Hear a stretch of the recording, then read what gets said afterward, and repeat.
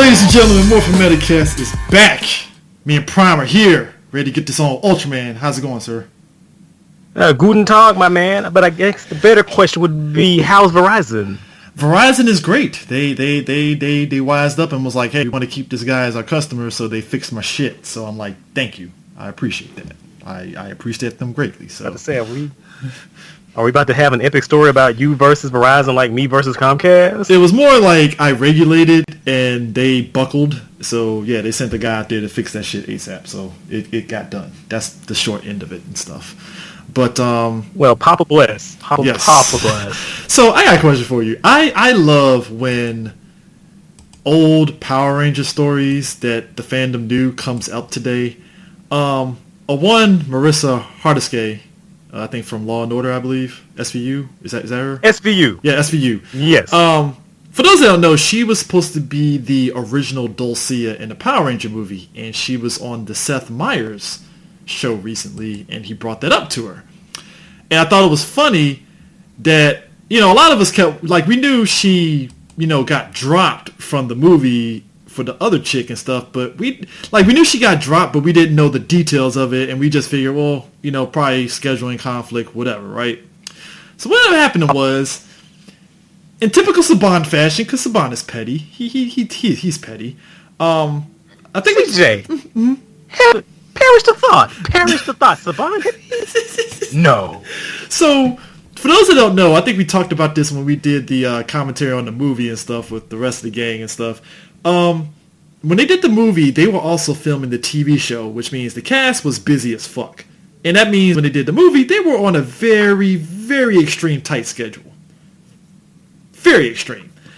And Marissa was... Being generous. Yeah, being generous. She was on the film for 2 months, and it came around Christmas, and she was like, hey guys, I'm trying to see my family. I'm just going to go back to the States and see them for Christmas and come back. So, apparently Saban didn't like that shit and fired her after New Year's. And I was like, damn. For visiting our family? Like, dog, what are we doing? Like, you hear that, but then you're like, yeah, that sounds about Saban. That's on brand. That's on character. That's on brand. Yeah, that sounds about right. Very on brand. So I just laugh at that whole thing. But, it is kind of one of those, what could have been if she was Dulcea. That would have been pretty interesting in and of itself, So those pictures of her in the costume, can I just, for a sidebar, can I just do the chef fingers? Can I just Yeah, I mean, look, if Saban could, he had both of them just be like they're twin sisters or some shit, something. I mean, you could have made that work. Yeah. So speaking of which, in the mini play universe, some Vulcan is finally getting a mini play. I saw that beautiful piece of plastic. Yeah. Because I was thinking mini play was just gonna go on like Zoo Ranger onward, but they're like, no, we're gonna go back too. We can go back and do those things. So no, CJ, this is mini play. They're not Bandai America or Hasbro. They actually care about other Sentai. Well, to be fair, Hasbro is diversifying their bonds. They're not like Hasbro where it's like, nope, phase 1 is MPR. We're sticking to our guns. Hasbro is at least like, hey, let's diversify this shit a little bit here. All right, let's just spread it out. Spread some love. Speaking of which, I finally got my Pink Ranger from GameStop. Thank God. Awesome. And Godar. And Godar. So I got Godar and Pink Ranger. I'm probably going to get Magna Defender next. Hump it the fuck up. Might get he's on my radar next. I wish they had Mike's head, so shout out to William for pointing that out a while back. And I was like, at first when William said that, like, so they couldn't get the mold for Mike's head? And I was like, I don't know, William. Maybe they just wanted to do the original Magna Defender. And then looking back on it, it's like, yeah, he is right. It would have been nice to have Mike's head as, like, you could pop it on the Magna Defender's, head and stuff. But then again, I don't think he's been out of helmet. He was never out of helmet in that suit anyway, so. I was just going to say, yeah, to be fair, he wasn't, but then neither was Doggy in his suit either, so... Yeah, turnabout is, Yeah, that is... But to be fair, though, after the Jermaine Jackson head we got for that Dragon Shield Black Ranger, I think I'm good on their heads for a while. Listen, I like the Dragon Shield Black Ranger and stuff. It should hopefully be dropping into Walgreens soon as far as this recording is concerned. I just gotta find a Walgreens that has it. But I saw the gallery. I forgot who did the gallery for it. Saw it, looked pretty dope. But yeah, the Jermaine Jackson head is kind of fucking hilarious. I'm like, and I kind of, you know, I hate to sound petty. I hate to be that guy, but like my buddy Alex, he brought up the same thing where he was like, when they showed some leaks of the Dino Charge Gold Ranger figure, and I'm gonna co-sign with him in relation to that and the Jermaine Jackson Black Ranger head. If Bandai did any of that, everybody would be throwing a bitch fit right now. This is true. I think we're in the honeymoon phase of Hasbro currently. You know what's funny? That Black Ranger helmet looks better than the Green Ranger and Red Ranger helmet. Doesn't it though? But then like it's really hard to fuck up Mammoth Ranger helmet because that's a cool ass helmet anyway. Yeah. 'Cause I think you mentioned that. So like, and I'm like, he is kind of right. Because even looking at the Dragon Shield Red Ranger I got, I was like, yeah, Prime is kind of right a bit. You know, it's trash. The Pink Ranger looks pretty awesome. Like, oh yeah, the Pink Ranger's dope. Ranger, those helmets look pretty good. It's dope. I'm that Red Ranger though. Red Ranger though. The fuck. So here's my thing. And I've seen that helmet. I gotta ask. I've seen that helmet all kinds of ways because I have like 1,000 figures of that the Toronto Ranger. So, come on. I gotta ask. So what is up with toy manufacturers and giving us a bland gold look on the shield? Dude, am I tripping? Am I tripping? No, you're not tripping. You're not tripping. It's you. It depends. It depends on the figure. It depends on the company. Like, I don't know. Like, I'm looking right now. So I'm looking across my room. I have a shelf of Daleks, and like the gold bronze plate on them, they don't look that bad. But then I'm looking over, and I have an ANSI monitor on my computer desk from Mattel, and like the gold piping on him because you've seen of course you've seen the anti-monitor. So like the gold highlights on his armor is supposed to, they're supposed to be gold, but on this figure it's kind of a really dark mustard yellow. Yeah. I don't know why. Because these Hasbro ones, they're not as bland as the Bandai ones, particularly on like the Dino Thunder Gold Ranger and the infamous Gold Ranger Z Gold one that they put out. That was like, the fuck kind of gold is this? That's mustard. That was mustard. Yeah, very mustard. At least I give Hasbro credit. It's like, well, you're almost there. I guess I give you A for effort. I guess but it's like, come on. And I mean, again, I don't want to be this guy because I really don't want to be this guy. But like, I'm looking at Goldar right now because he's across the room. And he's not really that gold. Shout out to Bruno. Like, he doesn't look like the production picture. Shout out to Bruno from MPR Toys because he's going to drop a video where he repainted his Goldar to look just like the show. And I'm like, I need to see that video because I too want to aspire to get that gold look. So yeah, Bruno, you got some tips? Got some tips? Yeah. Yeah. So, but hey, as we're blazing on here, the gold. I think it was the gold Beast Morpher is at GameStop too as well. So hey, if you're at a GameStop, you can get the Gold Ranger there at GameStop as well. I think they said for the next new Lightning collection, I think it's going to be, I believe, MMPR Yellow Ranger, SPD Red Ranger, Beast Morpher Blaze, and Zeo Ranger Blue. I can dig that. So that's a pretty eclectic mix, so to speak, which means that we just need one more to round out the MMPR crew, and then they'll probably move on to Zeo, possibly, maybe. Well, technically, they still have to give us standard Dragon Ranger. Psycho Ranger too. And they're gonna, the Psycho Rangers too. And for a fact they're gonna release Green Ranger without the shield. They have to. They have to. It's gonna be the power transfer set. They have to. So if I'm big brain Hasbro, if I'm Galactic Multiverse brain Hasbro, what I would do is either, if not this year, because I think that'd be not this coming up year, but like 2021, the San Diego Comic Con exclusive is gonna be the power transfer set with a shieldless Green Ranger and a Dragon Shield Red Ranger with a better helmet. Because that's how petty I would be if I was Galaxy Brain Hasbro. Yeah, I mean, I would too.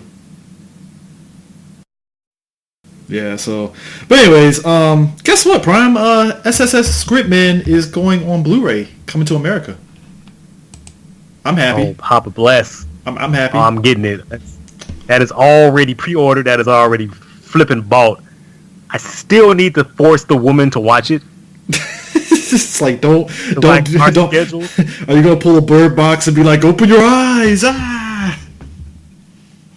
No, I'm just gonna kind of sit down and be like, hey, I recorded the Real Housewives of for you. Come on, let's sit down together and watch it. And gotcha. Psych, motherfucker, Ritman. It's like, what? You duped me again. We baby Dan it tonight, baby. Oh my god! So that's coming out on Blu-ray, Right Stuff Anime. I think you can pre-order it right now, I believe. I have been in. Here's my question. Mm-hmm. I know it probably has nothing at all to do with them, but have you gotten your Mill Creek Entertainment Ultraman Blu-rays yet? I am actually, when I get paid this week, on the process of ordering it. Actually, haha. Very good. Well, I have my Ultra Q and Ultraman. How you like it? And I'm digging it. I'm digging. I got the steel books. Like, you know me, I'm not really a big steel book person, but I got a good deal on these 2 steel books on the Amazon pre-order. So I said, why not? Because it was cheap. Actually, when I ordered the steel books, they were cheaper than the standard edition. So I said, which is weird because that's unheard of sometimes. Yes, it was pretty strange. I was like, that's highly bizarre, but I'll take it. And I'm really digging them. I watched some of Ultra Q, and the transfer looks pretty crisp. Okay. So yeah, like I'm really digging it. So I think we definitely have to do an episode on Ultra Q because I'm watching that show and I am just appreciating it all over again on like the technical aspect. Because like now I'm just watching it to see what the transfer and the video quality looks like on the Blu-ray. Yeah. But like some of the camera techniques, like you can just see the DNA of the genre. Mm-hmm. Like, oh my gosh. Anyway, I'm gonna leave it there. Yeah. So that is yeah. I have been keeping up with Kamen Rider 01, loving it a lot. I just want to say, when a couple episodes ago when you told me to listen to the Morphin, the Henshin call for it, I did not know I would love that shit even more. So it's like every time he henshins, I'm like, yes, I need to hear that fucking damn voice. I need it.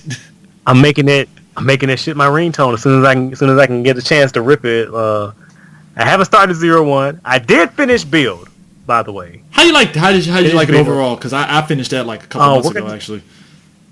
We are gonna have to have a conversation about Build. Okay, is that a future episode? That's gonna have to be a future episode because I have a couple of words. I think we chatted on Twitter about that a couple of times at one point in Build about a certain Kamen Rider Grease, and yeah, I agree with you on that one, 100%. Man, I will say this, knock on wood, I love the actor, I love him to death, I loved him in Kiva, I liked him in this, but man, him and Rogue, I'm like, man. Anyway, I'm gonna save that one. All right. But I still have a couple of OVAs to watch because I still have the Rogue Hyper Battle video, and I have to watch the Cross Z movie. Then I have to watch the new Grease Perfect. Was it New World Perfect World? Yeah, whatever. I think it's New World Perfect or like that. Yeah, so I'm not done. Technically, I'm not done with Build because I still have more to watch. But I'm done with the series and the movies that came out during the show's initial run. Yeah. So I'm gonna probably start Geo. Sometime this week or next week. Yeah. I'm catching up, guys. I'm slow as shit, but I'm getting there. So they are going to release a new Kamen Rider Zeo movie that takes place after the series is over. I think it's Kamen Rider Zeo Next Time Guy's Majesty. It takes place after the series ending.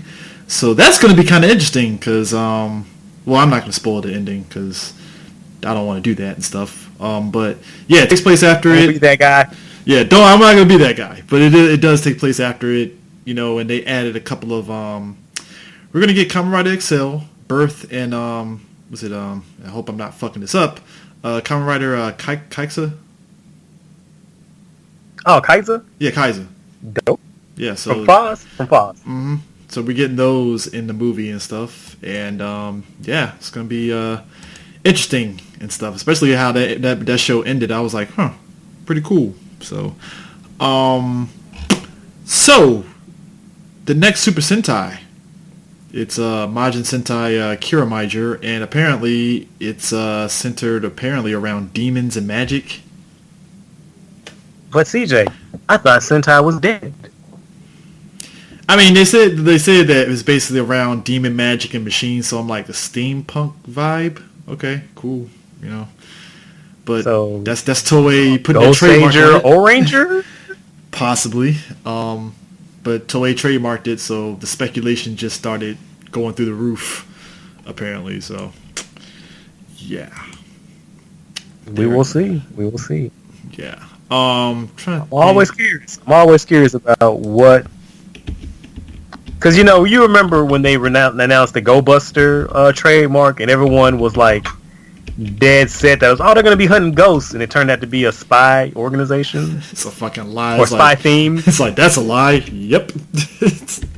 Like, don't we all look like a group of jackasses? All right, because you know what it was. Thanks, Papa Toei. It's like, that's what happens, because we hear Go Busters, it's like, oh, so it's like Ghostbusters. I'm like, okay, guys, I guess. I mean, if you want to say so. I know, right? Like, I think we learn to stop jumping the gun, because we have to. Also, again, I know I brought this up before, but I got to repeat it because people forget from time to time. They named the Kamen Rider powered by Sun Kamen Rider Black. Oh. Oh man. Side note. What you say? I'm saying we can't just trust naming. You got to see what the show is like, or see what the suit designs look like before we start jumping to conclusions. Yeah, this is 100% true. Side note, the actor that played Kamen Rider Kabuto, he has a second kid on the way. So congrats to that man. He also has a YouTube channel where he's actually doing cooking. So wow, okay. So he's like his kid. He's basically his character. He's up. He's shopping. I watched a couple of videos and I'm like, oh, okay, go ahead then, my man. So is he was an instant subscribe. I've never clicked subscribe so fast in my life. So is he like the Robert Downey Jr. of the Kamen Rider world, where he just lives his character and breathes his character? I doubt it. He's not, but he's a really cool dude. It's like, I'm not saying he's gonna be a dick to his kid or anything, but you don't. I don't know. Just suddenly disappear and leave a belt in the crib. I don't know. That sounds like something he could do. It's like, son, you better henshin or else. Well, I'm heading out to get some cigarettes. See y'all in 20 years. How long can we ride that? Like, it feels like that's like the default. Every dirtbag dad in America. He went to go cigarettes. He never came back. Like, what's that for, like, new millennials now? It's like, my dad went to go to GameStop and didn't come back, I guess. I don't know. Went to go get some vape. Now, I do know we do have a replacement for your mom being a prostitute, or your mom, sleeping with the milkman, is your mom has an OnlyFans. Oh, shit. That's even... I know that's a kick in the nuts right there. Yeah. I mean, look, I don't make the rules, CJ. I'm just supporting the culture. That's all I'm doing.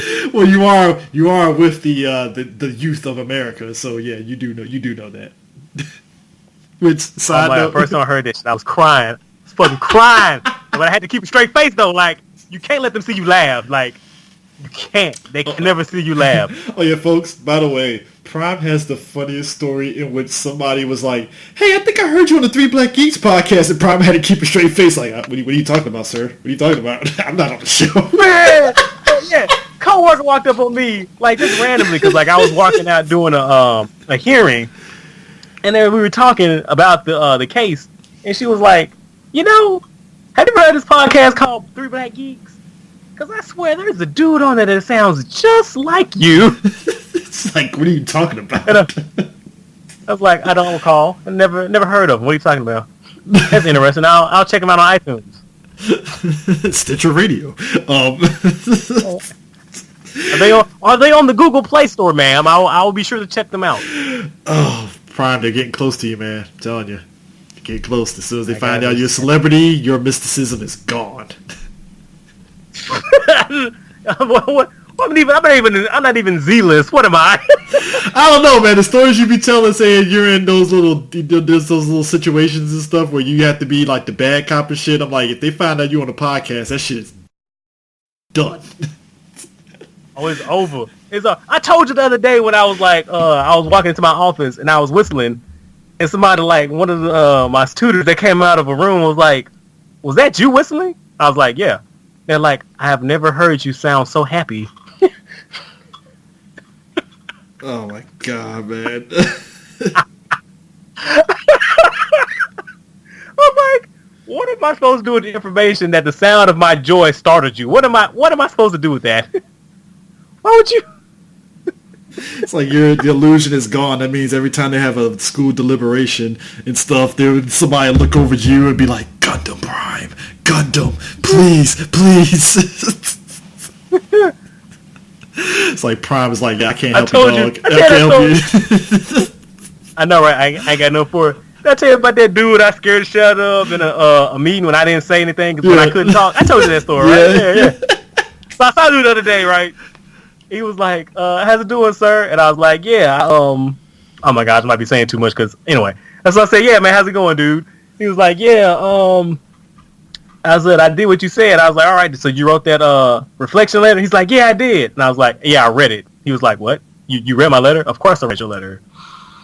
You might want to think about rewriting that before you turn that in. You might want to do a second draft on that. And he was like, well, what was that? What did I do wrong? Everything. You might want to just take that in the shredder and start over from new because you didn't address any of the questions that the person who assigned you the letter like you fucking suck, told son. you to do. You suck, son. You're done. Like straight up trash. Oh my Poor dude looks so crushed. Oh, man. Hey, in irony news, and don't laugh at this, Prime, because I laughed for both of us. I promise nothing. The actor that played Kamen Rider Drive was in a car accident recently. Oh, is he okay? Oh, he's okay. He's okay. I just laugh at the headline. I'm like, Kamen Rider Drive got in a car accident. There's just irony in that, and I laughed for a minute. I was like, all right, he's fine, he's good. But still, it's just kind of there's a bit of irony in that. He's okay. So he's okay. He's not in the hospital. No injuries. Yeah, no injury, no serious injury. But what ended up happening was he basically, did what we do as idiots and stuff. He ran a stop sign and didn't notice a taxi coming in the opposite direction, and just boom, hit. Wasn't there like whole segments in Drive when they talked about like traffic safety? Exactly, Prime. That's why I said it's kind of ironic, don't you think?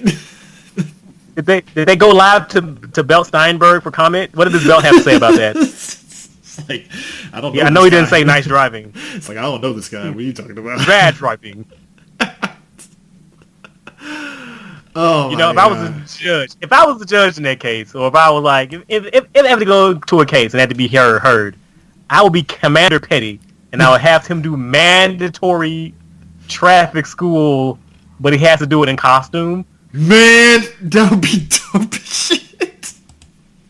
It was like you have to go to traffic safety school. It's like, sir, first in off, full costume. It's like, sir, I don't know the condition of the costume because Kamen Rider suits are not in the best of conditions, so I can't make promises. Nah, I'm sure main riders are fine. It's like tertiary riders and like movie exclusive riders and one-offs I have questions about. Them shit's got duct tape on it. I'm sure you can grab a stunt show suit from somewhere. Call John Toei. That'll make that happen. Yeah. So Premium Bandai is at it again. Prime. They coming out with the premium double driver. These absolute madmen. I don't have any money. Yeah, they think I'm made of fucking gold and shit. They think Morphin Metacast is paying the bills. Fuck no, it's not. It's not paying nothing. It pays nothing. Can we get review, please? We'll gladly felicitate your product on air. I have no scruples. We know you're not China. Controversy.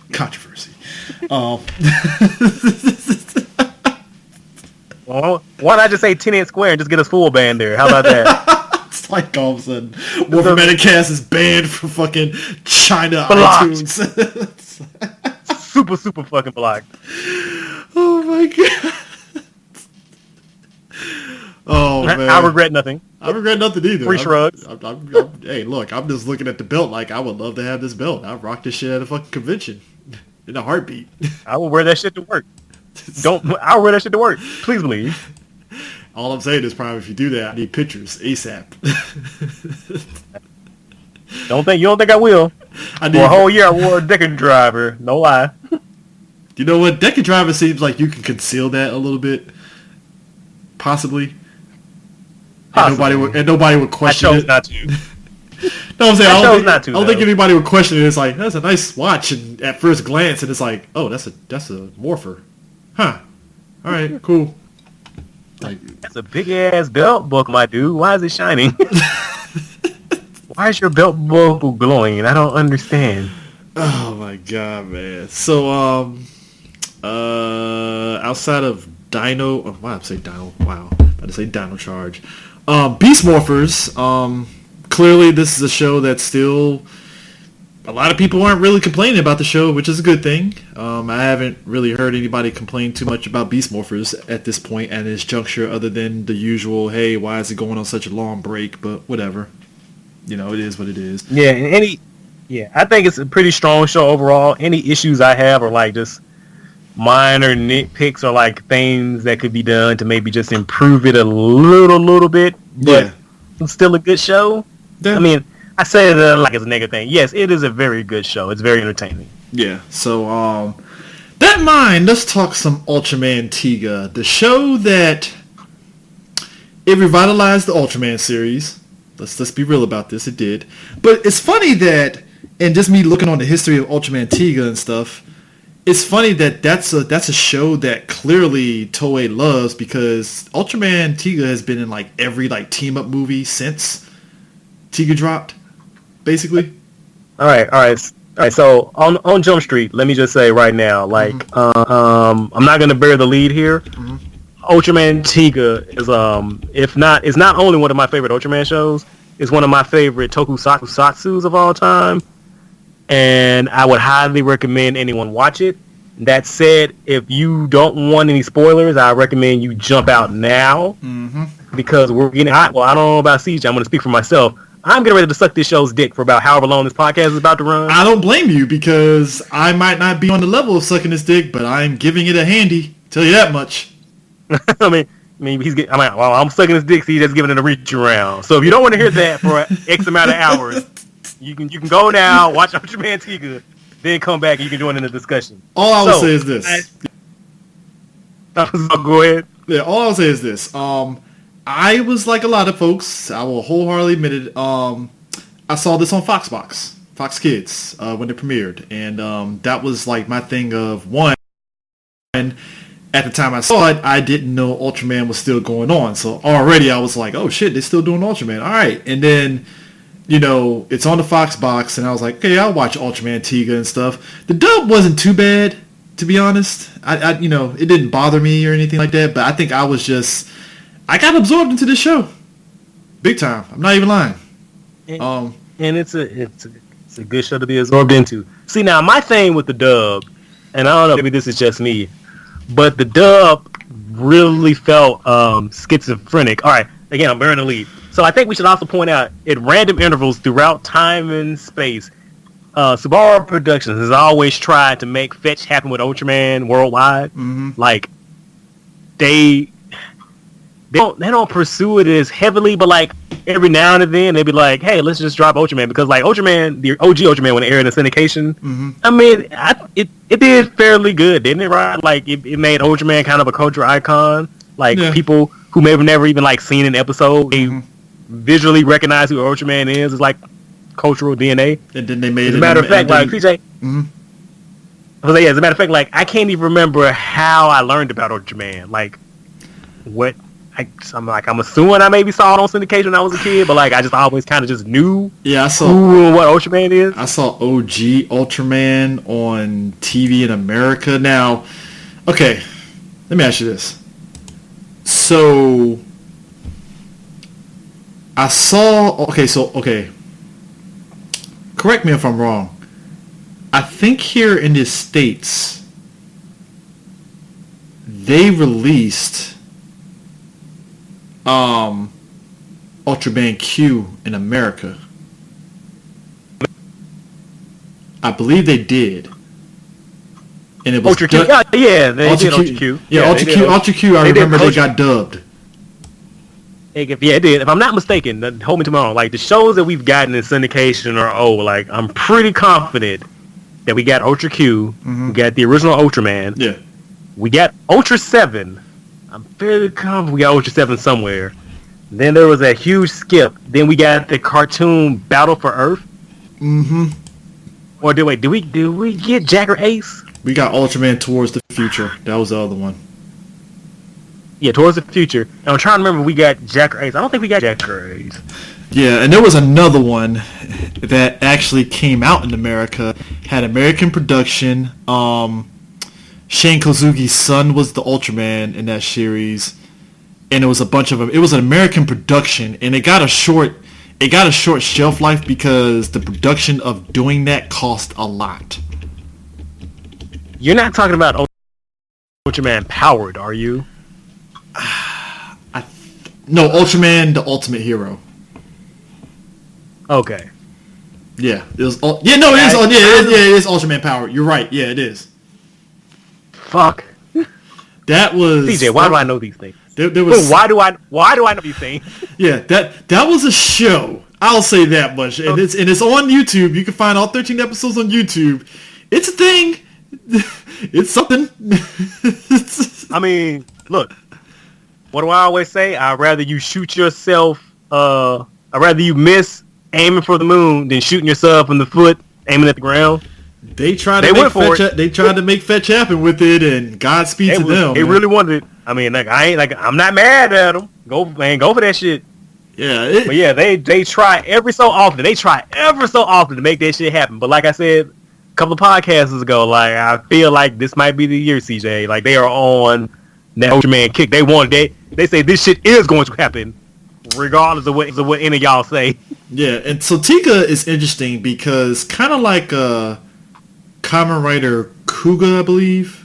That was the first one for Kamen Rider. It was like the first year. Yeah, Kuuga. First Heisei series. Yeah, so Ultraman Tiga was the first Ultraman that had different forms. Prior to that, you just had Ultraman in his base form, and he had powers, and that was about it. Nothing really more to it than that.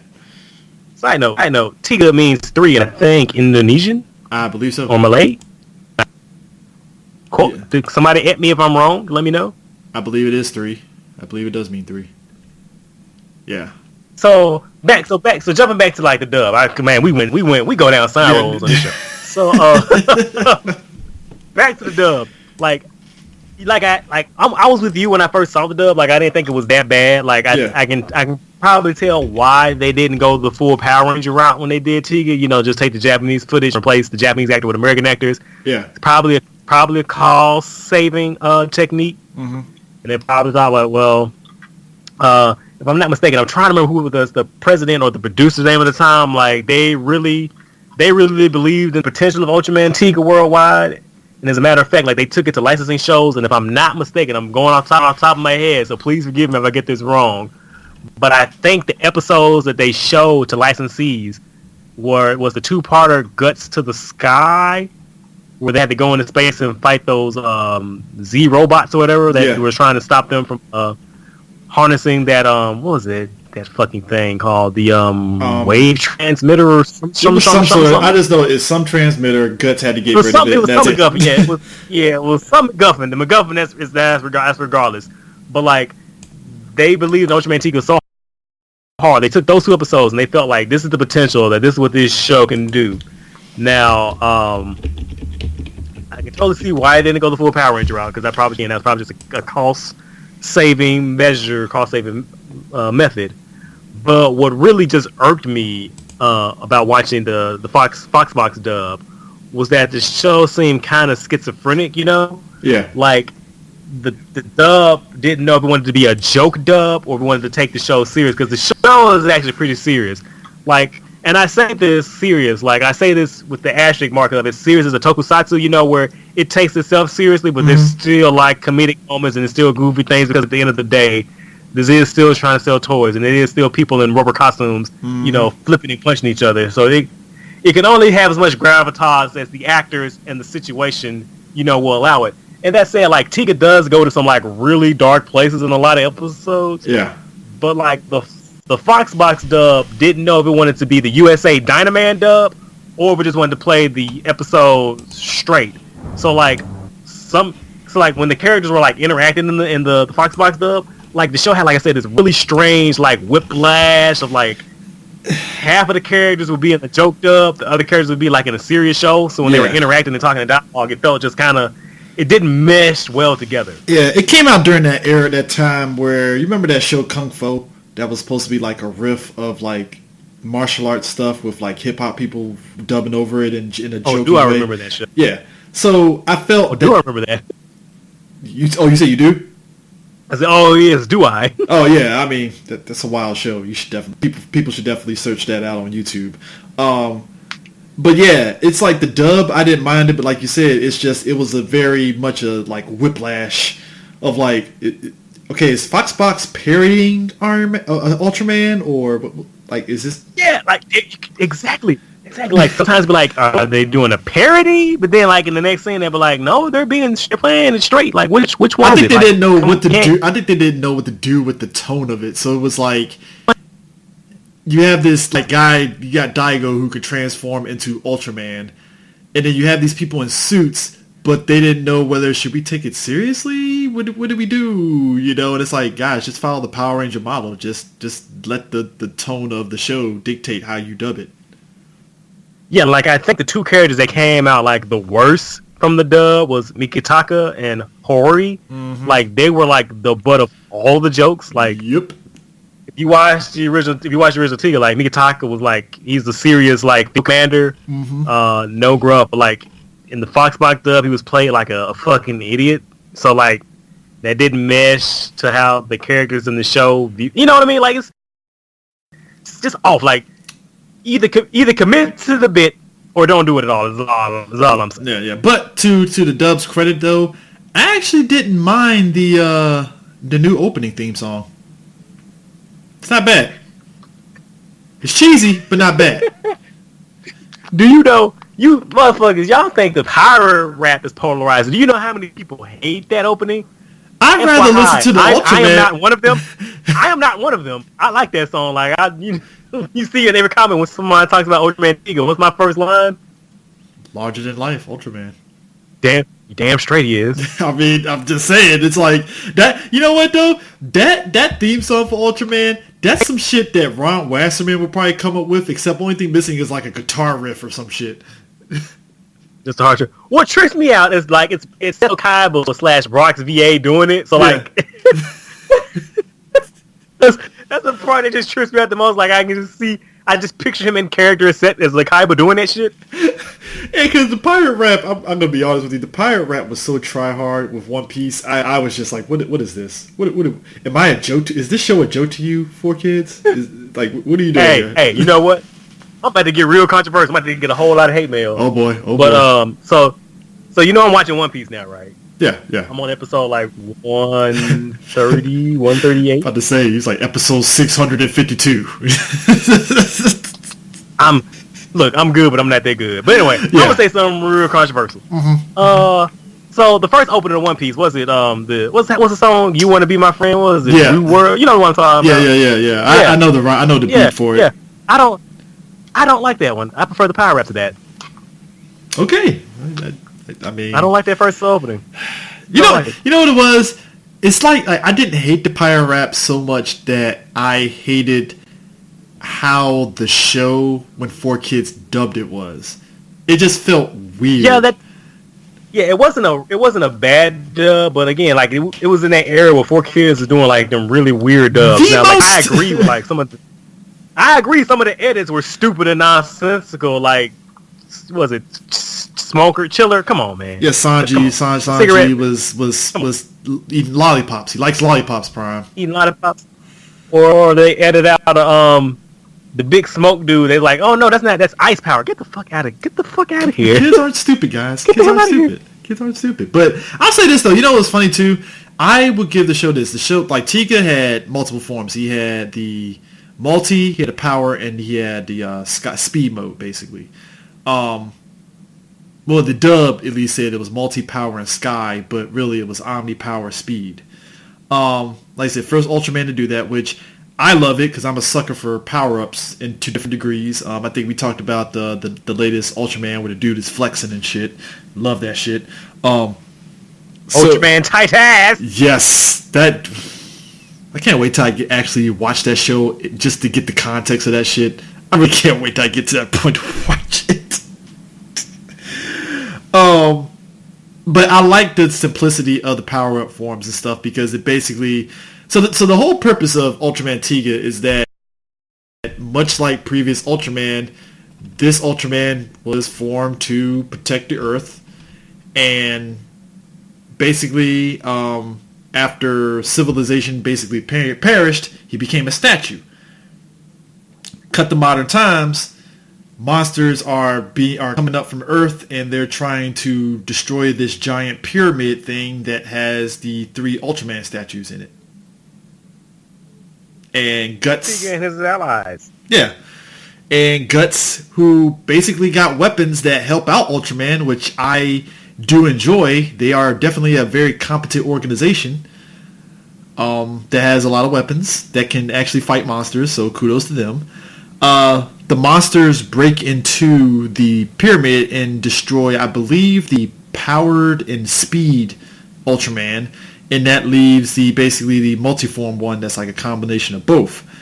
And one of the characters, Daigo, in his effort to basically suicide bomb one of the monsters, ends up merging with said last Ultraman statue and becomes Ultraman. And thus starts the series. He has genes. Because it's very convenient. Very convenient. Yeah, he's a descendant of the people who the lover or the people or the person who was Ultraman's human or Tiga's human mate. Yeah. Now, what I think is really good now, like I said, we're going full on spoilers because if you're still here, I hope you've already watched the show or you just don't give a damn about spoilers. So like one of the things I really think is really awesome about Tiga is that we learn a lot about Tiga in the past and like, you know, subsequent movies that like that they don't take away from the show, but like if you don't ever see them, like you can still enjoy Tiga the 52 episodes as they are, but if you want to go a little deeper, they give you more information and context where it turns out that Tiga was kind of a little shit when he was on Earth. Like he was actually, you know, not all that much of a nice guy. He was an asshole. Yeah, but so then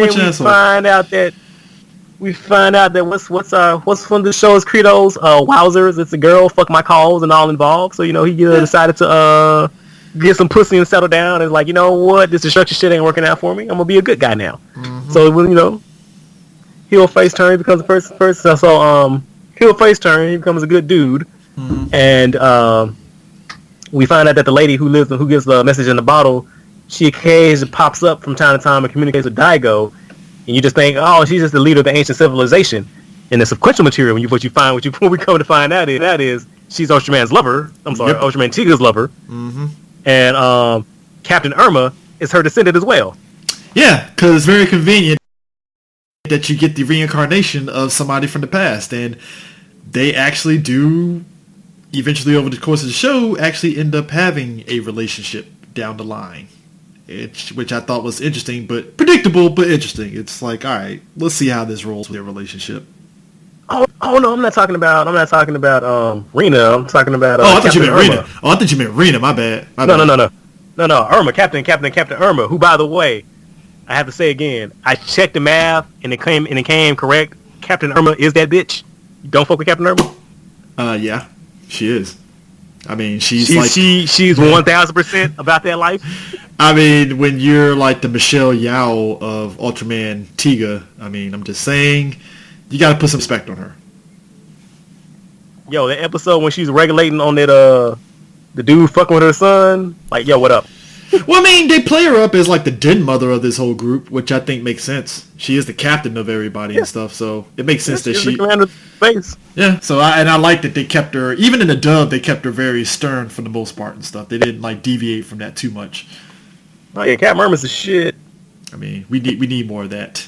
We definitely need more of that because what I found interesting is that, like, so Tiga is supposed to be the field commander, but like out of everybody in the organization, like, yeah, like the least focus and like the least amount of shit to do. Well, let's be real. Somebody has to. Somebody ends up having to get the short end of the stick in these kind of situations. Prime, you know this. He just. True. That cast is quite thick. There's a whole lot of them. He just drew the short straw. Like, sorry, Miyakata is you're just not gonna get the characterization. Sorry. Yeah, you're just gonna just bark orders, maybe shoot a couple of guns. Sorry about that, dog. Old as fuck. I don't tell you. Play baseball. Have fun. Play baseball, have fun. Go flex in the mirror. How about that? So I'll say this: the basis of the whole series, again, it's 50 episodes. I didn't watch the movies. I'm pretty sure you did watch the movies, right? I have watched the movies in the past. I didn't watch them for this repeat. Okay. I just watched the 50 episodes. Now I did have Tiga Diana queued up, and I was like, should I? And I'm like, no, I'll wait. Mm-hmm. I mean, so. The whole thing about Ultraman, at least for Tiga, is this. It's kind of like Cowboy Bebop, where a good 90% of the episodes is very much Monster Today. Right? You say Cowboy Bebop, I would say, like, I think what Tiga does, I think is what the original show and what Ultra Q did best, and I think that's when Ultraman works best, is when it's more like the X-Files, but there's giant monsters. Yeah, it's like... Or like you're dealing with like supernatural or high concept like sci-fi elements. Yeah, it's like Monster Today, but there is like certain key episodes that focus on the main bad guy that Ultraman has to end up fighting because it's destiny, obviously. That he has to fight the main monster that's kind of causing all the chaos and stuff. But there are certain episodes that kind of build up to that conflict over time and stuff. But for the most part, a lot of it, like you said, is very X-Files. Where did this monster come from? And it's here, so we got to battle it somehow, some way and stuff. Which, it's fine. It works and stuff because, I mean, who doesn't like to see a giant person fighting giant monsters? I mean, I do. People who don't like fun, CJ. There are a lot of joyless cucks in this world that don't like fun shit. Yeah. Excuse my language. I apologize. I really don't. I call joyless fucks all the time. I mean, it is what it is and stuff. All what I see. Also, Ultraman Tiga has 3 minutes to be in his form. Yes. Until that color timer goes on. Now, we had a discussion yesterday before we started recording because I was trying to remember. I was like, CJ, wasn't there an episode where the color timer like went off? Mm-hmm. I believe it was. I just watched this whole show. I was like, I just watched this whole show. Why can't I remember? Like, because on the DVDs I have the 4Kids DVDs that came out. Because funny story. The only reason these DVD sets exist is because the show had limited success on the Foxbox run and got pulled, I think, after the 13th or 16th episode. Yeah. And they were like, well, we got to recruit bosses somehow. And they were like, well, just fuck it. Just toss it all on DVD. Somebody will buy it. Yeah. It was me. I'm the somebody. Which people did buy because, I mean, you had a show and then you just abruptly took it off. And it's like, okay, cool, you know. And apparently, like, I think with Volume 3 or Volume 2 is like fucking shit rare. It's kind of like the X-Men animated series on DVD. It's like, good luck finding all them fucking DVD sets. I'm still kicking myself. Like, I got 1 through 4, but I forgot to get fucking 5. Do you really need season 5, Prime? Do you really need season 5? If I'm gonna have all of it, I might as well have all of it. Is all I'm saying. This is true because I have all 5 DVD sets, so you have to complete it somehow. So, but anyway, so I have the DVD. Yeah. And so, you know, for the Fox Block, they have those like really cool promos called from like the Guts File archives or whatever. I remember those. And in one of them, they talked about the color timer. I think they called it the biosensor in the Fox Box. Yeah. Mm-hmm. But they showed a scene with him carrying the monster in the air, and the biosensor goes off, and he disappears. And I was like, yeah, I remember that episode, but I don't remember it when I was rewatching it. Like, how did I miss it? So I went back. I went back and watched that segment, and I paused it at the monster, and I recognized the monster in the episode it was from. Ironically, it was from the 2-parter Guts to the Sky. And I put the DVD in and I rewatched it and I was like, oh yeah, I did watch the 2-parter because like I have it in my notes. I highlighted and said this is actually one of the best episodes of the series. And I was like, well, how did I miss the part with the color timer going off? I was like, I swear I don't know how I missed that part. Because like then there was like a whole segment where Daigo was in like this purgatory void. Yeah. Where he was talking to the ancient chick and like the kill alien. By the way, for whatever, I mean I know the reason, but like the Killians, like after Tiga fucked him up that one time, like they hated his fucking guts. Like every time they no pun intended. Man, every time they popped, damn you, CJ. I'm just saying, you said his guts, and I'm like, well, no pun intended, people. Maybe I took all that pun, but like they hated the shit out of Daigo, man. Every time they popped up, they were talking that good shit. I mean, they're like, hey Tiga, you ain't shit, bro. 3 minutes, nigga. I can go more than 3 minutes. Have fun. They talking that good shit. They were like, he was like, so you lost, huh? Punk ass bitch. I mean, look, you know what I thought was interesting, because I think this is probably the first time I ever saw this. So, whatever injury Daigo has in his human form, when he transformed to Ultraman, it carries forward into Ultraman, which I thought was actually a very interesting twist. Because, you know, a normal superhero kind of thing, if you transform, your injury is like gone, essentially. You know, whether it's Shazam, where the kid is paraplegic, and then boom, he transforms to Shazam, and then hey, he can walk, you know, that kind of stuff. Nope, Ultraman just is like, oh, Daigo's hand. I think at one point for a couple episodes, his hand was injured, so when he transformed to Ultraman, he still has that injured hand, so he's not really 100% as Ultraman. And I think it goes vice versa, if I believe. Really good attention to detail. And I actually think after he transforms, once he comes back, he's healed. Okay. If I remember right. Okay. Yeah. So. Because I think, because the episode, that very episode, again, goes to the sky when he got, like, knocked the fuck out. Yeah. And he transformed, like, Ultraman was still, like, kind of dazed, but when he came out of it, like, he was okay again. Yeah. Now, he does skirt around that whole 3-minute rule, because apparently, I think it might have been Guts to the Sky when he's in space. Like, literally, the sun sort of rejuvenates him a bit, so he can stay Ultraman for a little bit longer, I guess. I'm assuming based off how the visuals of it was. Yeah, Tiga's powered by the sun. Yeah. I learned that also from the Foxbox promos. So what you're saying is, Prime, is that Ultraman is Superman. Is that what you're saying? Well, I mean, the theme song says when super's not enough. You get Ultra. Oh, man. I got a question for you, though. I understood that they made this dub and they were trying to appeal to American audience. Do you think the sensibilities of American audiences today, we could get a better dub of Ultraman that isn't, like, whiplashish as this 4Kids one? A dub? No. I don't know what it is about Americans. I don't know. I mean, I don't know. For whatever reason, when they do dubs of live action things, like, it always, for some reason, takes on, it's either got to be a parody or a satire. Mm-hmm. Like, very rarely we get, like, serious things. Like, we might lock up and we'll get, like, a serious Jackie Chan movie with an English dub. Yeah. But, like, I don't know what it is, man. It's like, for whatever reason, if it's, like, live action Japanese and it's dubbed, or live action foreign language and it's dubbed, it's like, well, we can't take it serious. We got to make jokes. Yeah. We got to match the lip flaps. What are you talking about? This is true. But also another thing about the show that I thought was cool is, like, we always talk about with superheroes the idea of a secret identity. And I like that over time, as the show progresses, certain people kind of basically figured out, like, you know, Daigo's Ultraman. Of course, Rina is the first person to basically pick up on that at one point. Yo, that episode where she called him out and they were sitting in that car and she was like, oh, if only Ultraman were here. It was like looking Daigo dead in his face. Daigo just had to look like, what are you talking about? Ultraman? Pfft, what's that guy? Like, come on, dog. She knows. Like, what are we talking about here? She's like, she caught you, dog. She figured that shit out. Yeah. Then you got Megumi, who basically by the end of it is just like, hey, Guts, just do what you gotta fucking do. Just fight monsters. I get it. I understand. I wish you told me earlier, but hey, do what you gotta do. So or that fucking that psychic dude who like read his mind and was like, we're gonna play some jigsaw games, bro. I know you're Ultraman, so we're gonna play this game or else.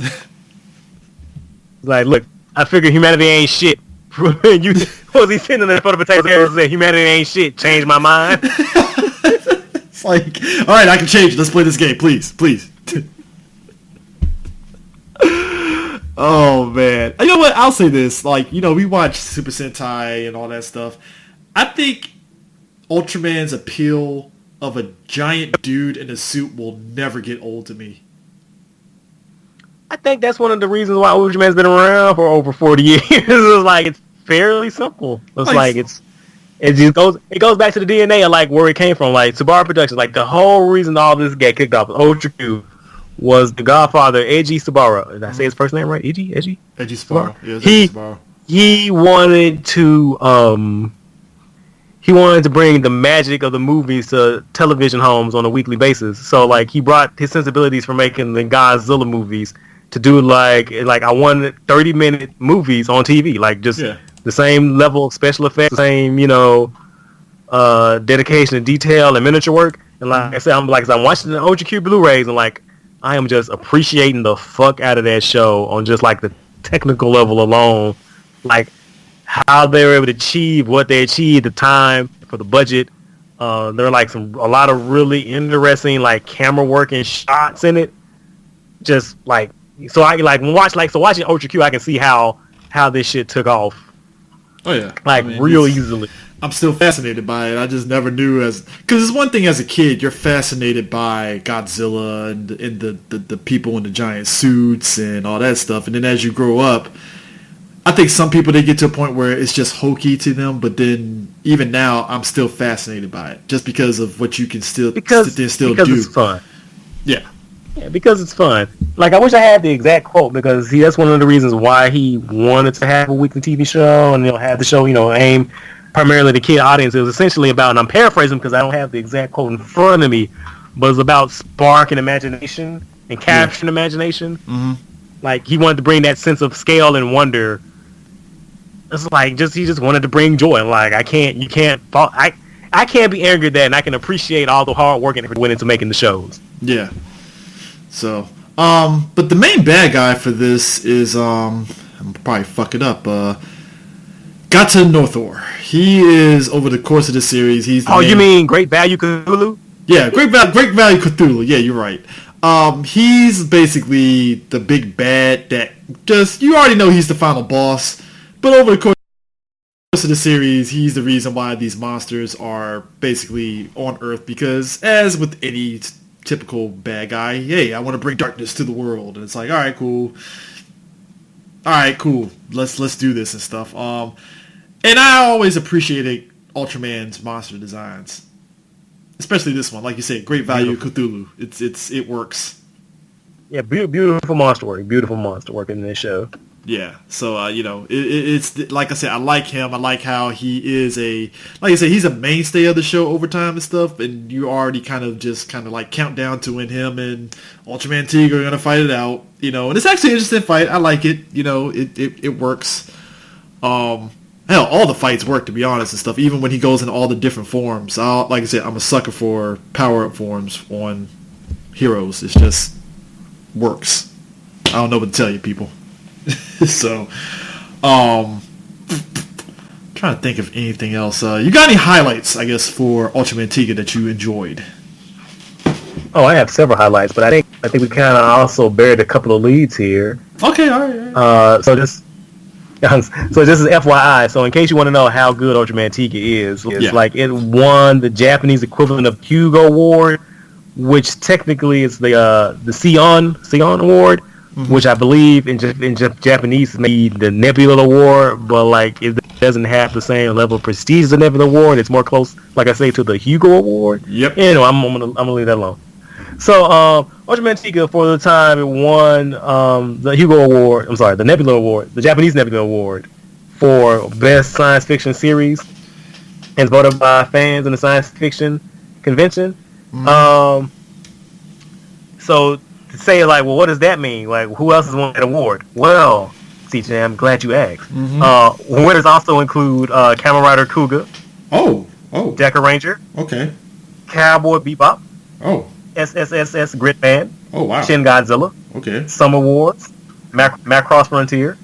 District 9, Terminator 2, Lord of the Rings, The Two Towers, Star Wars: A New Hope, Clockwork Orange, the Yuki Kazi novel, Legend of Galactic Heroes. So what I'm saying is the people who voted for these things, they have good taste. They know what the fuck they're talking about. You know what the common factor is? A good chunk of those shows were kind of like franchise like revitalization, if you really think about it. Because like we said, we talked about Kamen Rider Kuuga. That was the Kamen Rider revitalization 10 years after the previous, I think, the Showa era. Yeah, after the Showa era. So it was like 10.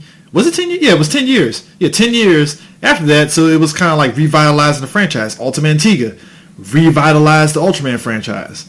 It put it back on the map again and stuff. Well, it was already on the map, what I'm talking about, but it just revitalized the franchise. It was kind of like the Fast 4 of the Ultraman series. It just revitalized it and stuff like, oh shit, Ultraman is back. But Terminator 2 and District 9, yeah, another game changing. So yeah, they clearly they know what's up. People aren't stupid. Yeah, they know what the deal is. Also, another huge factor, we totally skipped over and forgot two big ones. Yeah. Is that the actor who played Daigo, did you know that his band group, they performed the Japanese opening? Get out of here. Take Me Higher?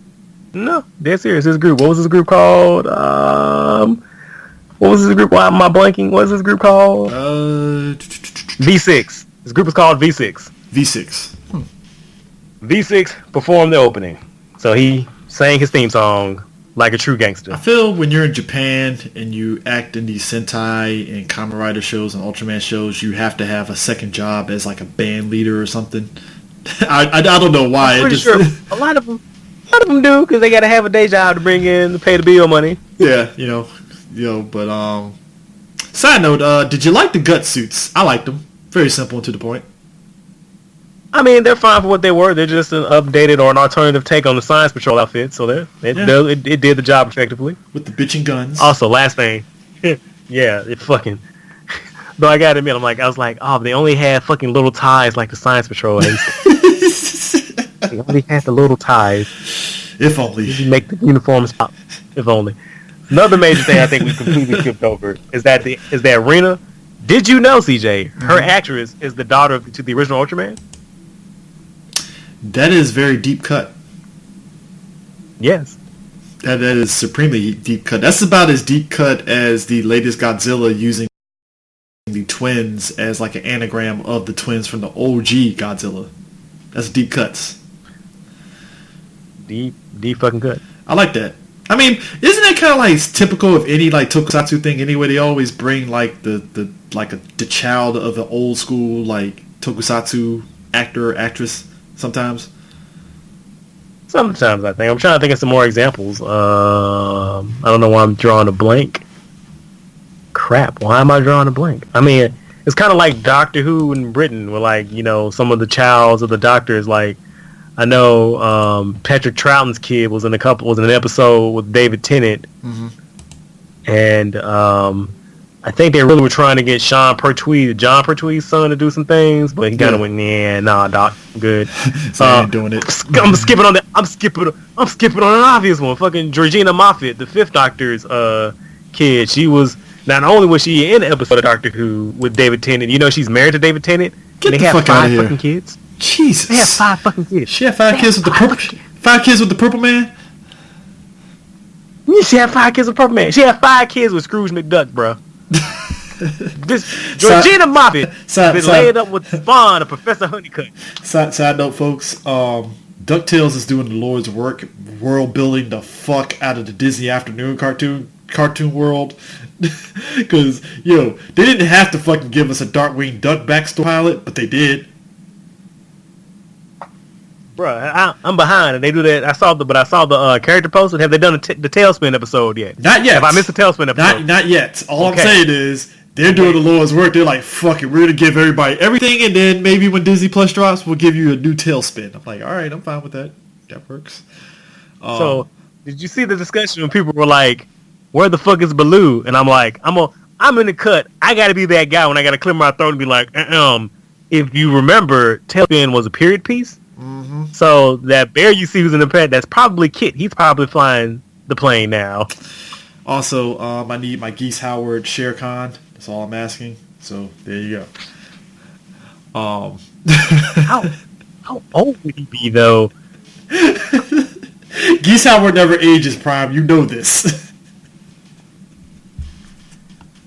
Gosh. Yeah, that's right. That's true. Geese Howard is like Heihachi. It's like, yo, how are you 65 years old and you still got an 8-pack? Fuck you, dude. I hate you. I hate you. Swole as fuck. I swear, only in Japan can they get away. Like Yakuza, side note, I know we're going off tangent, folks, but like in the Yakuza games, Kazuma is fighting this old businessman, and this motherfucker got like an 8-pack, ripped to shreds. I'm like, dog, really? Come on, man. I'm gonna assume it's the seafood. Can I assume that? Is that what that is? Possible. The seafood and the rice. That's what I'm assuming it is. Yeah. Yeah. But then again, we kind of sort of yeah. But still, it just wows me out. It's like, man, old people in Japan, apparently in the mythology, they just don't age. So yeah. But to say lastly. So also another thing I wanted to bring up, like one of my holy grails is like, so did you know back in 2003, 2004, Dark Horse released Ultraman Tiga comics, and I do remember those. Now I've never read them. I don't have them. Like I said, they're my holy grail. I want to I just want to read them just to see what's in them, because I remember one saying like they went to elaboration a little bit more about some of Tiga's past. Yeah. And his two companions, they got fucked up in the first episode. Mm-hmm. Also, another super side note. Just a tidbit fact. Did you know that the two statues that got smashed in Eva Tiga, their designs were all unused designs for Ultraman Tiga? That doesn't surprise me, because a lot of movies and stuff do those kind of things where they just keep it on the cutting room floor, or they use a variation of it for like background kind of thing. I think Spider-Man did that for Far From Home, when Peter's like looking up different suits, and I think it was a couple of unused suit designs that was like in the background, for all different suits and stuff. So that's not surprising. That is not surprising. It's actually pretty interesting. Very interesting that they do that. Yeah, man. So you want to talk about the monsters?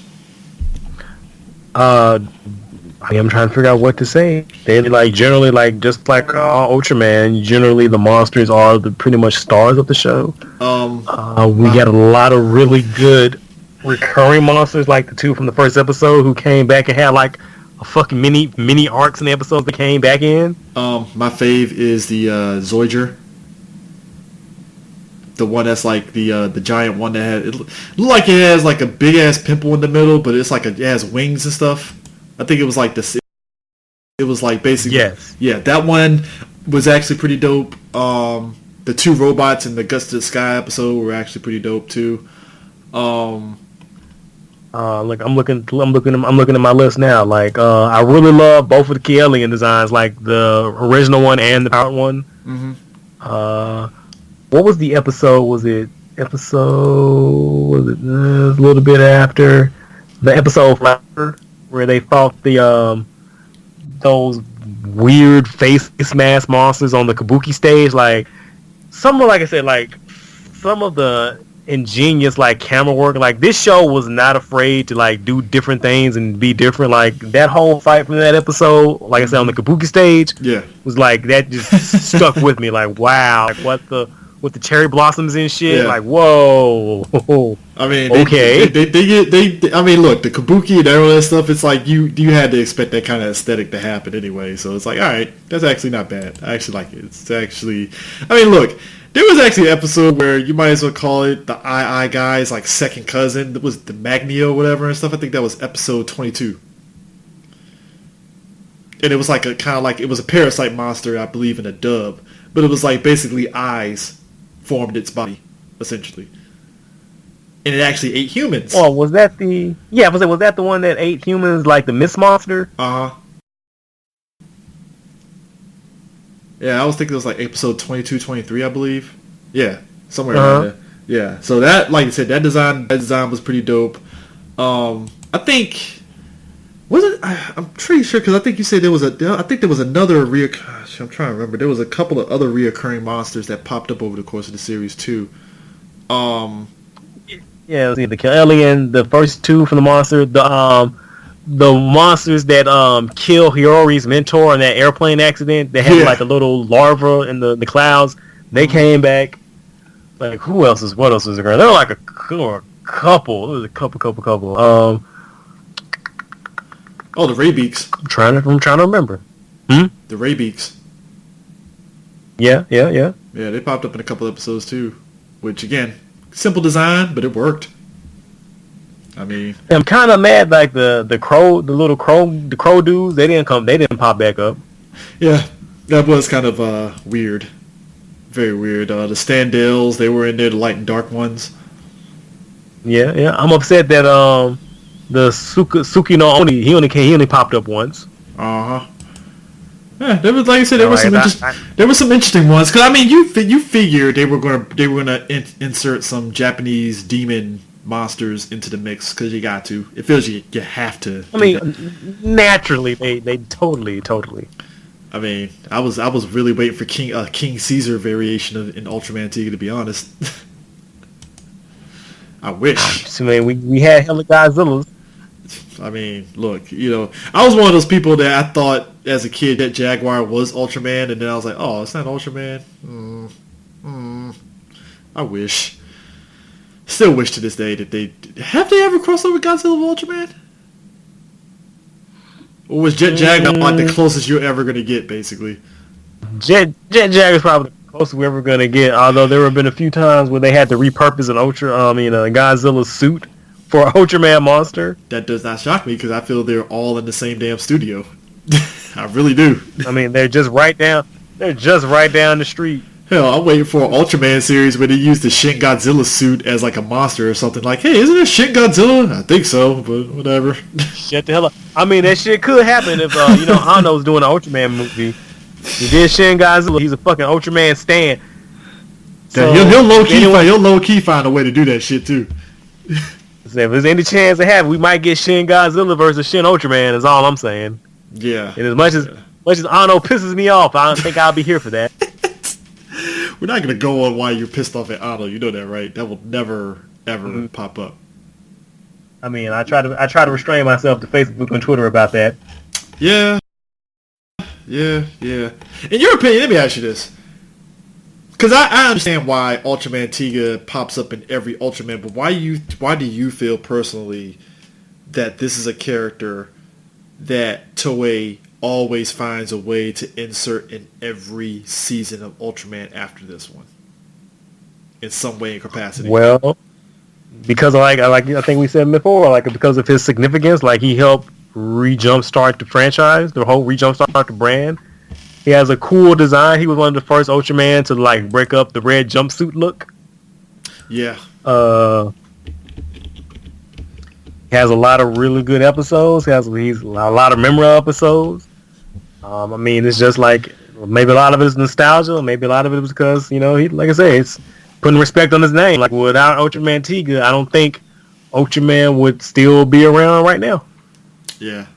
It's I was always curious about that because it's just because I think even in Super Sentai they don't really use Red 1 in every iteration like that and stuff. At least until recently, I believe, right around Gokaiger, I believe, or was it before that one?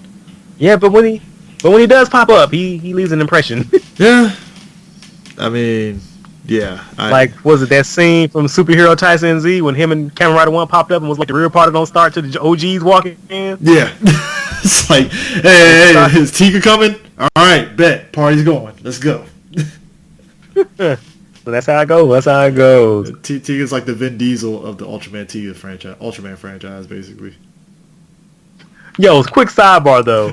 So before I watched Ultraman Orb, right? I always seen his design, and I was like, Ultraman Orb looks pretty cool. I'm he looks kind of like a cross between the original Ultraman and Ultraman Tiga. Then I watched the show and I'm like, oh, because that's literally what he is. What? Okay, that makes sense then. Answer that question.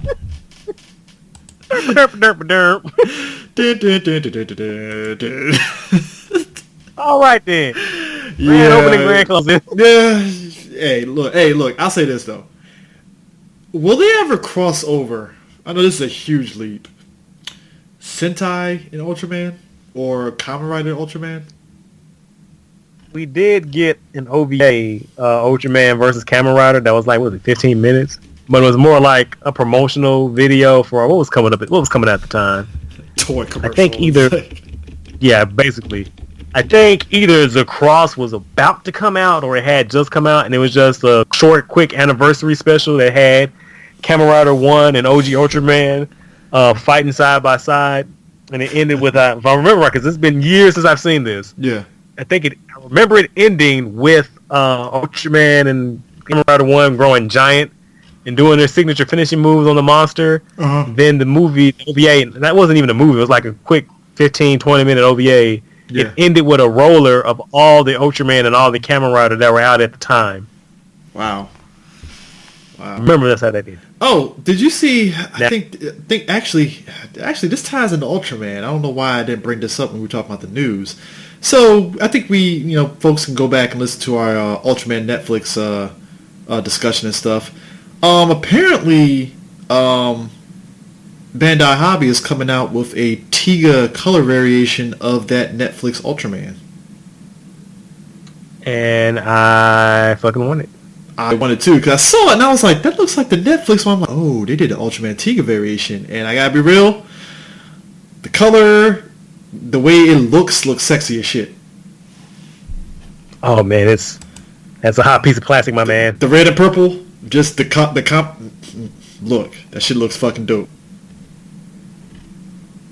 I want it. I need it. I want more of it. So yeah, you know what's funny? Like the next Ultraman after this, I think Ultraman Dyna. What's interesting is that is a continuation of this. Now, yeah, correct me if I'm wrong here. I wrote about notes. Uh-huh. I wrote about notes. Like Dyna is what fans wish Agito was the Kuuga. I really feel that was them dick swinging on that one when it was like, Dyna, all right, we're going to get guts and we're going to bring back the suit. Well, not really the suit again, but yeah, it is what Agito wishes it was. It's like, hey guys, are we a continuation of Kuuga? Nah, not really, just in name only. That's about it.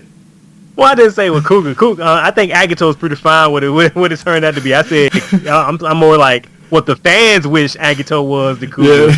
Where there was like a team up movie and everything, and there was like direct ties and parallels. Mm-hmm. I think the fans wanted. Agito was like, nah, we're good with our chef cook forget man. We're fine. You like G3, right? You like G3? Yeah, G3. It looks kind of like that Kuuga suit, doesn't it? Yeah. But forget about it. Though, yeah. Those you getting, bitch. That's all you get. Those you get. Live with it. Say something about it. Fucking dare you. Meanwhile, Kamen Rider's like, meanwhile, Ultraman's like, well, guys, you can come over here. We're coming out with Ultraman Dyna. You know, it's a continuation of Tiga. The suit looks pretty dope. You'll like it. It's great. Hey, check it out. It's a crossover movie where they're fighting together. Hey, isn't that cool? Cool? Yeah, we're great. awesome. Yeah, we're so cool. In fact, you'll love us. We're like the new step. We're like the stepdad. You'll love us. We give you all the presents. Or you will learn to love us.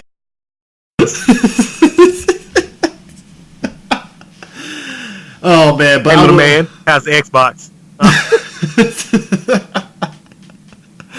Oh man, side note, I meant to say this about the Tiga form and stuff. I like that there was another that Tiga went by his during his fuckboy pass. He was called Tiga Dark. I know, right? So look, on the side of that shit, so I'm a nitpicking ass bastard, right? Yeah. So Ultraman Ginga, when it was coming out, I was watching it airing when it was new, right? Yeah. And like there was a whole big thing, like there was a translation scan that came out. In one of the future episodes, they were like, and evil Tiga appears, right? Yeah. So I got excited because I was like, oh shit, evil Tiga, because evil Tiga was in the silver suit with the blue eyes. I'm like, man, he look cool as shit. Like they're reusing evil Tiga. Oh man, I can't fucking wait. Watch the episode comes out. It wasn't evil Tiga. It was fucking dark Tiga. And I remember being mad as shit because I'm like, those are two entirely different fucking things. How dare you? Prime throwing the fucking throwing the remote control across the room. Like, this is bullshit. Motherfuckers done lied to me. I done got hyped up for the wrong damn suit. How dare y'all? It's like, I hate you guys. I hate your guts. I hate everything about you. Pun intended that time. Pun definitely fucking intended that time. Oh, How dare all of you?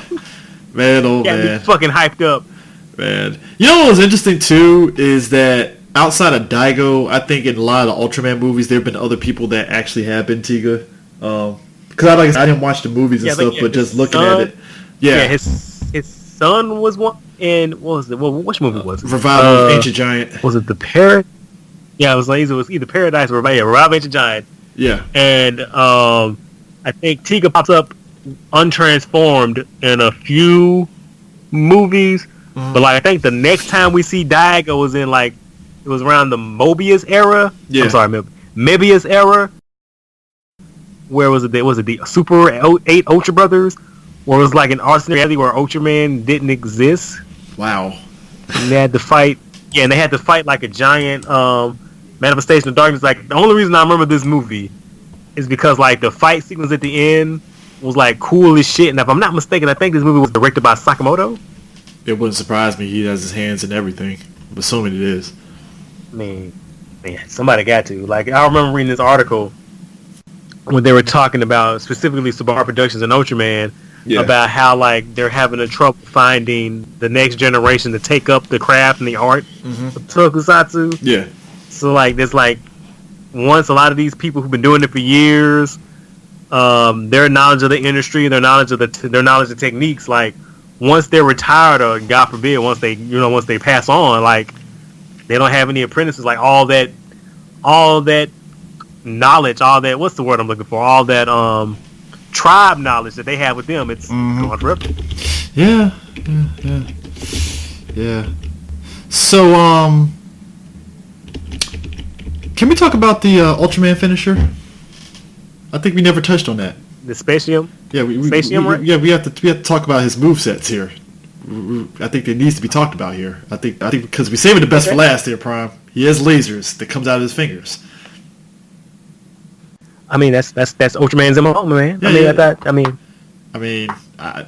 it's just everything about Tiga is the Ultraman specialty. But like I said, with the different power up forms he has, all of it just looks dope. But even like I said, the special effects again. This is like this show. I think Tiga came out late 90s. Yeah, like 95, 96. I want to say. Oh, 96 to 97. Why do I know these things, CJ? Why do I? Because we're old, Prime. We're old, Prime. We're very much old. I find it funny that this is a show that took place 3 years after Zyuranger. Isn't that wild as shit? Like, why does it look so much better? 3 years after Zyuranger, so we're talking. This is like what, during O-Ranger, or was it Car Ranger that Tiga came out? No, hold on, 96. Hold on.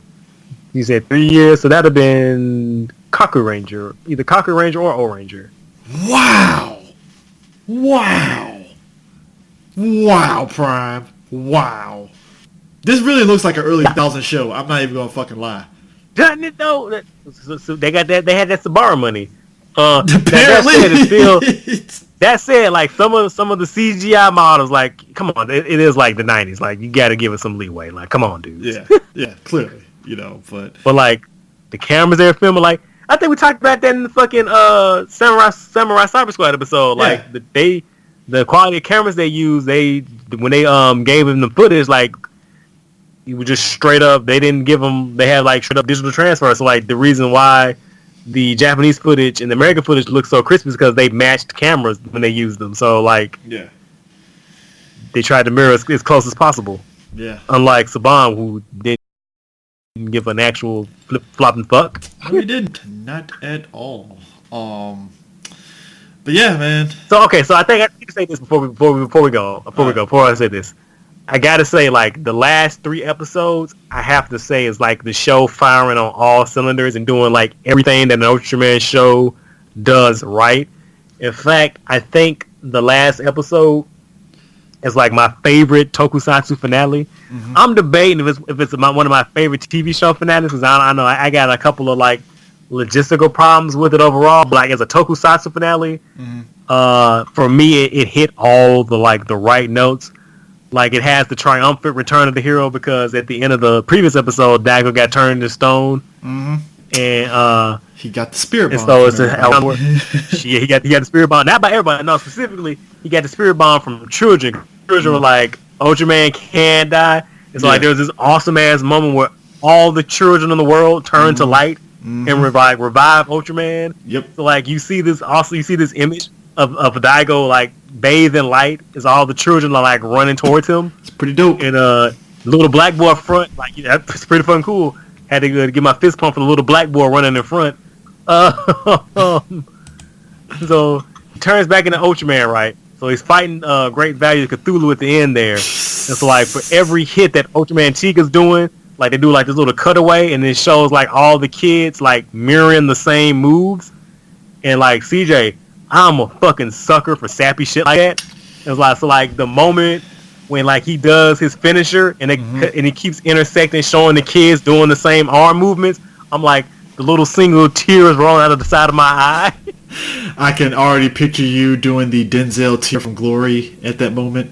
I can already see it. So look, it hit me in the feels a bit too. I was just this is actually so. See, I can't even say cheesy. It's this is some typical shit that it's actually pretty dope. It's one of those inspiration scenes. Yo, this the kids believe in Ultraman. All right, I like this. Yeah, again, what the theme song says, he's a hope for all mankind. Yeah, I mean, and so oh my gosh. Then when they all do the Spatium Ray and fucking vaporize Great Value Cthulhu, I'm oh my god, this shit hit me right all in the feels. Then these bastards at the very end when he turns back into Daigo, who by the way, good job keeping my secret, Rena, shouting my name out on the bridge like that when you thought I was dead. Goddamn. Blowing up the spot. I'm goddamn, can you? I just told you an episode ago you couldn't keep your fucking mouth shut. Goddamn. This is why I didn't tell your ass earlier, Rena. I mean, granted, to her credit, she knew episodes ago, but still, it's just come on, dog, come on. What are you doing? Come on, did they have no? But anyway, at the end when he shows up and they go to him, and Rana, he runs to him and they meet up again because she thought a man's was dead, and he pulls out the sparks lens, and it starts turning to dust, and she gasps and she's oh no, does that mean that you can never become Ultraman again? And this motherfucker, I'm still trying to recover from the child stampede a couple of minutes ago. Yeah. This dude looks at the camera and goes, "You know what, Raina? I think at some point in time, everyone has the ability to become Ultraman." I'm fuck you, show. It's God damn it. How dare you speak specifically to me? How dare you do all give inspiration to these kids? How dare you, sir? It's he's in all of us, Raina. He's in all of us. We all can be Ultraman. Fuck you, show. Now I'm fucking ugly crying. How dare you? I mean, because it's no different in the did we ever touch on this? In the Netflix show, Homeboy's dad was just yeah, Ultraman left me, but I still feel he's in my heart. And I was oh my god. That is, yeah. So that's a good carryover. I live for shit like that. Yeah, I live for shit like that. And by the way, if OG Ultraman doesn't show up in the Netflix show, because I'm still reading the manga too, if he doesn't show up at some point, I'm calling foul on play. It's foul on play. If he doesn't come down from the sky and regulate, if he don't jump down from the sky and regulate on somebody, I'm throwing a flag. I feel that's a season 3 move, possibly. We'll see. I'm dude, that's about, if he don't, that's a violation. I know, spoilers. Netflix / manga Ultraman spoilers. So, Shin gets armor again, right? Yeah. And his armor has, the rivets. So he's essentially, he's Zolty in that timeline. Mm-hmm. So I'm okay, that's kind of cool. But if OG Ultraman does not show up, I'm flipping tables, I'm riding, something's got to happen, dog. Got to. So. But yeah, that's Ultraman Tiga. It's worth the watch. It's 52 episodes. Most definitely. It's worth the watch. Like I said, even though, we're being private, it is kind of it has that X-Files feel. there is an overarching story arc with the monsters and stuff, and we already know it's going to build up to that final battle, but the lead up to it is actually fun to watch. Again, to see you got the Guts organization, they're more than capable of providing support for Ultraman. They're not useless. Again, their organization is organized. They got planes, jets to shoot missiles, and they're capable of fighting the monsters. So I like that they're able to work alongside Ultraman and not feel as though they're just going along for the ride in it's Daigo's world, even though technically it is, but, whatever. Yeah, there were whole episodes dedicated to that. It's like, you can't fight by yourself. And what I also really like about the show's message is like, it's the thing about the superhero paradox was like, well, if superheroes have all these powers, why don't they just solve all the world's problems? Yeah. And Ultraman, it immediately answers like, well, I can't because it's not it's like humanity has to solve their own issues. Like, I can't become a fucking dictator. Like, what the fuck? Mm-hmm. So, yeah.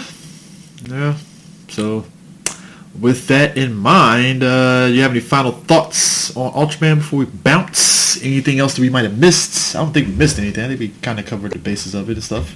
I think we covered it without spoiling too much. So, like, if you don't have enough time to watch all 50 episodes, which in the era of binge watching how people are now, I think I can't see how nobody would not have enough time. But if you just want to have a quick idea, yeah, I mean, we did. But then, this is kind of what we do. We're used to it. Yeah. If you want to know, like, what episodes I would recommend to watch, I did have a list of episodes that I have highlighted. I'll probably maybe, after this episode or when this episode gets posted, post up on Twitter. I recommend Ultraman Tiga as a gateway show. So if you're curious about Ultraman, you're like, I don't know if Ultraman is it for me. Like, it seems pretty cool. I recommend watch Tiga because Tiga, I feel like the greatest hits combo disc. Mm-hmm. So like I said, that does a lot of the things that Ultraman does well. Then it gives you just a general sense of how the other shows might feel. So if you like Tiga, you're like, oh, I kind of like these episodes. I kind of like the setup. I kind of like the feel of this. Then I think Ultraman, might be something you can look into. And I then also have a list of other shows that you should probably check out after you've seen Tiga. Yeah. Side note, Ultraman Tiga English sub, 49 episodes are on YouTube. So just saying, if you feel the need to want to watch it, you can. And Ultraman Tiga Final Odyssey movie is on YouTube as well. Oh, yeah. Well, wunderbar. Yeah, and Ultraman Tiga, Ultraman Dyna, Warriors of Starlight is on YouTube as well. So clearly Toei does not give a fuck about that being on YouTube. Now, I guarantee you, and it's not Toei, that's Subara. I guarantee you, Subara, once they get the chance, because they're doing the Lord's work on their official YouTube channel, mm-hmm. Pretty sure they'll have no issues in slapping up Tiga in the playlist fairly soon. Oh yeah. Or if you just wait. I'm pretty sure Mill Creek, they're going to drop some Ultraman Tiga Blu-rays. I can't wait to see what the Blu-rays look like when they come out. Oh yeah, that shit's going to be fire, man. You already knew it's going to be fucking fire, so... So I'm wondering, like, what special features they're going to have, what the transfer is going to look like. Oh, I can't wait. Oh, yeah. That is definitely going to be dope. But, anyways, that is it for Morphin Metacast. I think me and Prime definitely going to be stocking up on some Morphin Metacast commentaries because I feel we've been kind of slacking on that big time. So we're definitely going to stock up on that and stuff and get some more commentaries on the way for folks. And next time you hear us, oh boy, yeah, me and Prime are going to be venting about Power Rangers Psychopaths because, oof. We will have words. I've read that twice just to be sure I'm not fucking tripping. And yeah, I read it 3 times just to be sure. I was like, well, because when I read it at lunch and I was kind of reading it in a kind of a little hurry, mm-hmm. So I can go back to my office. But then I read it again. And I read it again and went, no, I still have the same feeling that I had the first time I read it. Okay. Yeah, trust me. So be on the lookout for a special comic book corner. Talk about Power Rangers Psychopaths. There will be a lot of flaming going on, with a dash of... It's about as close as you're going to get out of us on that one. Yeah, like I said, I'm gonna try to be as nice as possible because I don't need any more boom creators in my mentions and their feelings. I mean, what they gonna do? Shut down more for Metacast? I mean, just saying. Just saying, these are things that they can't do. I mean, criticism is the work of art. I mean, look, I got blocked by Dan Slott because I didn't like his transition into Superior Spider-Man. I didn't fucking... The crazy part is I didn't even add the dude. That's the weird part about it. I'm like, how the fuck I get fucking blocked? I didn't even add him. And that though, like, I don't add anybody. Like, are you searching me out? Like, matter of fact, dude, I didn't add anybody. I didn't even use anybody's fucking names. I didn't even hashtag Dan Slott. I just wrote up Dan Slott. I didn't hashtag, dude. I didn't even type out the full title of the damn story of the fucking book. I got blocked by Dan Slott. From?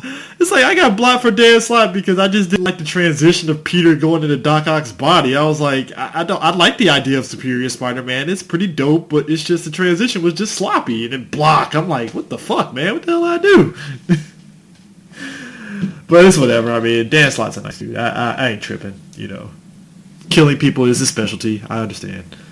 I will say, it's like, have you been reading this Fantastic Four? I've been having a blast. I think some of the best he's written in a while. I mean, I'm enjoying it. More engaged in this fucking Spider-Man run as ever was. I mean, I'm enjoying it, but you know me. I'm on Hickman's teat, and Hickman's Fantastic Four was just great. So it's kind of hard to like. I mean, it's a whole other level, but like he completely won me over with the Griever at the end of all things and that Hulk versus Thing fight. That shit was just true. Whoa! Yeah, wow. That is true. You're right. So, but yeah, that in mind, we will catch you guys on the flip side. Peace out. Auf Wiedersehen, mein Dudes.